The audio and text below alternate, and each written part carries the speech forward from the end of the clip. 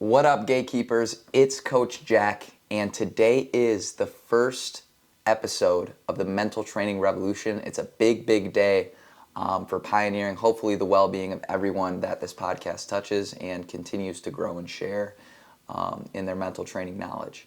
Today, we're going to break down the first pillar of CTG's mental training curriculum and the number one thing that all of you cause your own suffering with. Let's get some gray area knowledge out of the way right away, whether you're a parent or a youth student listening to this episode. All of us that are ever struggling, so anytime we're struggling with something, we're suffering, or things are not going our way, okay, we're causing that on ourselves. Pain is the actual feeling that we experience when we're struggling or suffering, okay, but suffering is the response to that pain or feeling, okay? So whether you break your leg, that's a physical pain, right? That's going to bring us a lot of pain. But suffering is the response to the pain we experience, and that's our choice, right? And so a lot of us have habits of reaction, okay? And we've dissected in previous podcasts on our other platforms the difference between a response and a reaction, okay? But a habit reaction is basically when something happens and we respond immediately with actions of habit, so we don't even realize that we're doing it. So a lot of times, say we're driving, right, and someone cuts us off, we have this reaction habit to get mad at the driver. And, we immediately have these thoughts like, this driver's an idiot, this person shouldn't be on the road, this is why people are dying. Just this spontaneous amount of thoughts that all happen from habit, from reacting to these small things that don't go the way we like them to go, okay? And so the suffering is then our choice. So if we have bad reaction habits, right, we're going to cause ourselves more suffering, okay? And that's why the whole goal of CTG's mental training curriculum is to get us to build willful responses, so intentional responses, right? Catching ourselves in those habit reactions that cause us more suffering, and then building habit responses where we consciously and controllably respond to certain situations, okay? And so suffering essentially is optional, but we all choose to make ourselves struggle. And the number one way that we cause our own struggle, gatekeepers, is something called identification with thought. Okay, big word, identification with thought. And what this essentially means is we don't realize that there's a voice in our head. We do know that there's a voice in our head, but we don't realize how often it's talking and basically how much it does not shut up. All right, and if we don't realize how much our brain is talking, okay, we're definitely identifying thought through the majority of the day. So a lot of times when you start to practice something called mindfulness, which is the ability to watch your internal dialogue, all your internal thoughts, you'll be like, dang, this voice in my head's really annoying. I can't believe it doesn't shut up. Like, you think that your voice is talking more when you're mindful, but it's actually not. You're just realizing how much you actually talk to yourself throughout the day. And there's almost very, very few times throughout the day when our brain is actually silent and not talking. And so if you don't realize that, you're probably identifying with majority of the things that go throughout your day. And so the reason this causes so much suffering is because positives and negatives, right? So if I'm identifying with a positive thought, even if it's something good, it's still going to be suffering because I'm slowly losing it, right? Because nothing lasts forever. Everything that has the nature to arise will also pass. This is called the law of impermanence. And so what this means, when something good is going on in your life, like when you're having a good meal, every single bite that you take is getting worse and worse because you're getting slower and slower, closer to not having that pleasure or not having that positive experience. So even positives can't be a positive, essentially, when we're choosing to identify with thought. Okay, and then of course, obviously the negative side, when we're identifying with thought, when negative things are going on, we're going to believe everything our brain is telling us, right? So if we're sad, we're going to believe all those sad thoughts. My life sucks. My life's not fair. Why does life have to be this way? We're going to identify with those thoughts, right? So obviously it'll make the negatives even worse. And so that's what identification does, is it basically gives humans a no-win option here. And what our curriculum teaches is mindfulness, essentially, is the first step in stopping this identification with thought. Okay, so in our brain, there's two people, all right? The first person are the thoughts that we're having, so the thoughts that are spawned in our head. So if you're driving right now, if you're just listening to this sitting down, whatever you're doing right now, I want you to think, when I say this word, think of the first thing that pops in your head and catch that thought. Okay, green. Okay, some of you might have thought of a tree, grass, a dinosaur. It doesn't matter what you thought of, as long as you know you thought of that thought. Okay, all of you had a different thought when I said the word green. We do not have control of our thoughts. This is very, very, very important to understand, gatekeepers. You can't control thought. So we have to stop beating ourselves up when we have all these negative thoughts, right? We can't control it, all right? We just have to stop identifying with it. So how do we do that? We bring in person 2 in our brain. So person 1 is thoughts, okay? And all of us normally live in this state, person 1, where we're just identifying. Whatever this person says, right? That's the law and that's the way, okay? Then we bring the second person in, okay? This is the mental training revolution person right here. This is what's going to change people's lives, okay? And this person is what I like to call the watcher or the witness. All of us have something called consciousness and awareness, okay? And what this is, it's the ability to watch person 1, okay? The person that has thoughts, okay?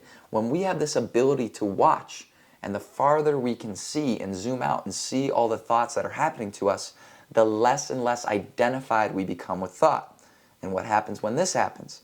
Well, so say someone cuts you off again when you're driving in the road, right? And you can see all those thoughts of, that's such a terrible person. Why'd he cut me off? My day's going terrible today. If you can see all those thoughts happening, right, and you're not identifying with them, they're not going to be as powerful. They have much less intensity and much less meaning because you're watching them and you're realizing, oh, I can't control my thoughts. My brain's always thinking, and almost 99% of the time, it isn't right, okay? And by simply watching, you stop mindlessly listening to the thoughts that are causing you so much suffering, right? And so when we watch, there's no intensity for positive and negative things. So we stop having a lot of suffering and a lot of struggle that's brought upon us. So if you're an athlete, how can this completely transform your game? Okay, an example. Say you're in basketball and you airball a shot, or say you're in football, you miss a wide open catch, okay? A lot of times we're gonna have a ton of negative thoughts with that, right? I'm off today, right? Why can't I catch those balls? Why can't I perform in the clutch? Just simple examples, athletes, of something that could be going through your head. Okay, if you're identifying with those thoughts, you're gonna play much, much worse. But if you learn the ability to be mindful, to be able to watch those thoughts happen, you're not gonna have the same amount of the struggle and suffering and buy into those thoughts like you normally would if you were identifying with them. Okay, an example, if you're a non-athlete, right? Say you're talking to a friend, right? Or you're texting your friend and your friend ignores you, and you immediately have these spiral of thoughts of how much your life sucks, how you're not popular, all these things, kids. And if you're identifying with those thoughts, right, you're gonna struggle so much. But if you can turn on that mindfulness ability, the ability to watch, non-identify with your thoughts, right? And to just realize you can't control your thoughts and your brain's constantly thinking things that aren't true, right? Just simply having that ability is going to, snap of the fingers, dramatically change your life, and you're going to be dramatically a happier person, right? And the happier you are, the more successful you'll be, whether in your sport, your job, your career, your school, your education, right? Happiness is an amplifier. Everything gets better if you're a happier person, okay? So what we're going to do, gatekeepers, is something I like to call the no-think activity. All right, this is step 1 for me. When I'm building mindfulness in a student, whether it's in CTG mindset or CTG growth, I start with this activity. So this is step 1, groundwork, basically foundation work of how to build mindfulness in a person. And remember, if we're mindful, we can turn on that watcher, we can turn on that witness, and we can stop identifying with thoughts that are causing us so much struggle in life. Okay. So how you do this activity, gatekeepers, if you're driving, do not close your eyes, okay? If you're not driving, you can close your eyes. Or doing anything that would potentially be dangerous to you, do not do that, okay? But if you're sitting down comfortably somewhere, I definitely encourage you to do this activity with me as I walk you through it. So what you're gonna do is you're gonna close your eyes, okay? And I'm gonna count down from 3. And when I'm done counting down from 3, I want you to go as long as humanly possible without thinking a thought. If you have a normal brain, all of you should last less than a second, okay? Because we have thoughts 24/7. Every time we're awake, we're having thoughts. Even when we're sleeping, right? We dream, we're having thoughts.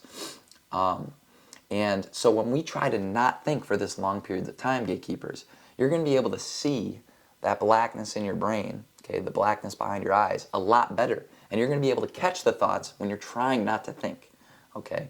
So an example, I'm just going to, if you're watching this on video, it'll make a lot more sense. But for example, I'm going to close my eyes right now and I'm going to go as long as I can without thinking. Okay, there's a bird that chirped outside. Okay, so that was the first thought I had, right? So I'm going fishing for my thoughts. Okay, I realize that I thought of a bird outside, right? And so that's training my ability to turn on that watcher and witness, so I stop identifying with thoughts. And again, all of these podcast episodes are going to be giving you direct advice on how to train your brain and how to stop struggling so much and how to increase your well-being. So this is a simple example in this podcast episode of an activity I'm going to teach you, and we're going to continuously share our mental training curriculum to transform your life. So please share this with others if you do enjoy this mental training activity. All right, so Gatekeepers, I'm going to count down from 3. And once I get done counting down from 3, you're going to go as long as you can without thinking. 3, 2, 1.